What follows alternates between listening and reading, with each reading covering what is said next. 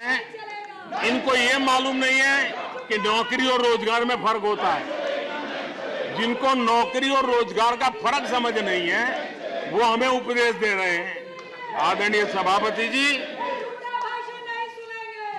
नए नए नैरेटिव गढ़ने के लिए आधी अधूरी चीजों को पकड़ करके झूठ फैलाने के प्रयास हो रहे हैं। बीते 9 वर्ष में अर्थव्यवस्थाओं का जो विस्तार हुआ है, नए सेक्टर्स में रोजगार की नई संभावनाएं बनी। आज ग्रीन इकोनॉमी में देश जिस प्रकार से आगे बढ़ रहा है, उसने ग्रीन जॉब की बहुत बड़ी संभावनाएं धरती पर उतार करके दिखाई है और अधिक संभावनाएं बनी हुई है।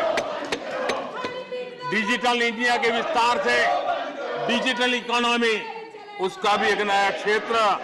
आज सर्विस सेक्टर में डिजिटल इंडिया एक नई बुलंदी पर है।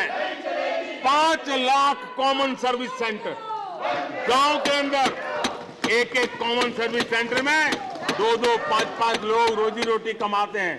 और दूर सुदूर जंगलों के छोटे छोटे गांव में भी कॉमन सर्विस सेंटर में आज हमारे देश की आवश्यक सेवाएं गांव के लोगों को एक बटन पर उपलब्ध हो, ये व्यवस्था हुई है। डिजिटल इकोनॉमी ने अनेक नए रोजगार की संभावनाएं पैदा की। आदरणीय सभापति जी, 90,000 रजिस्टर्ड स्टार्टअप, इसने भी रोजगार के नए द्वार खोले हैं। अप्रैल से नवंबर 2022 के दौरान ईपीएफओ पेरोल में 1 करोड़ से अधिक लोग जोड़े गए हैं। 1 करोड़ से अधिक लोग। आदरणीय सभापति जी, आत्मनिर्भर भारत रोजगार योजना, इसके जरिए 60 लाख से अधिक नए कर्मचारियों का लाभ हुआ है।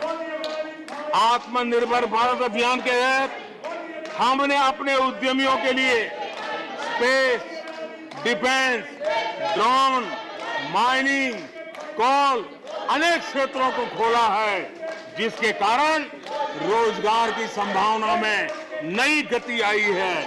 और देखिए, हमारे नौजवानों ने इन सारे कदमों का आगे आकर के अवसर लिया, उठाया है, उसका फायदा। आदरणीय सभापति जी, रक्षा के क्षेत्र में यह देश आत्मनिर्भर बने, ये देश के लिए बहुत आवश्यक है। मुझे खुशी है कि रक्षा के क्षेत्र आत्मनिर्भरता का मिशन लेके हम चले। आज 350 से ज्यादा निजी कंपनियां रक्षा के क्षेत्र में आई है और करीब करीब 1 लाख करोड़ रुपए का एक्सपोर्ट रक्षा के क्षेत्र में मेरा देश कर रहा है। और अभूतपूर्व रोजगार इस क्षेत्र में भी पैदा हुए हैं। आदरणीय सभापति जी, रिटेल से लेकर के टूरिज्म तक हर सेक्टर का विस्तार हुआ है। खादी और ग्रामोद्योग, महात्मा गांधी के साथ जो व्यवस्था जुड़ी हुई है, खादी ग्रामोद्योग को भी डुबो दिया था।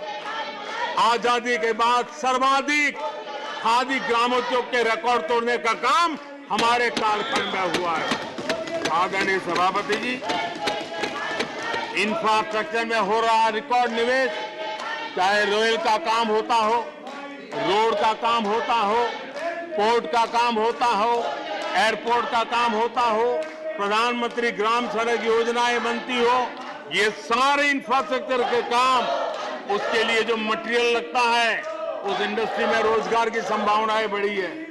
हर जगह निर्माण कार्य के अंदर मजदूर से लेकर मैकेनिक तक हर प्रकार के रोजगार की संभावनाएं, इंजीनियर से लेकर के श्रमिक तक हर किसी के लिए रोजगार के नए अवसर बने हैं।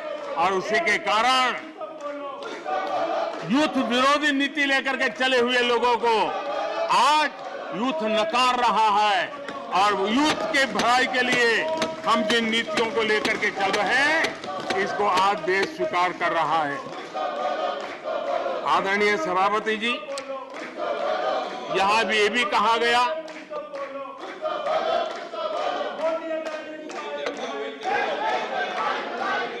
आदरणीय सभापति जी, यहां ये भी कहा गया कि सरकार की योजनाओं को उनके नामों को लेकर के आपत्ति उठाई। कुछ लोगों को ये भी परेशानी है कि नामों में कुछ संस्कृत टच है, बताइए, इसकी भी परेशानी। आदरणीय सभापति जी, मैंने किसी अखबार में पढ़ा था, मैं कोई वेरीफाई तो नहीं किया है, और रिपोर्ट कह रही थी 600 जितनी सरकारी योजनाएं सिर्फ गांधी नेहरू परिवार के नाम पे है। आदरणीय सभापति जी, किसी कार्यक्रम में अगर नेहरू जी के नाम का उल्लेख नहीं हुआ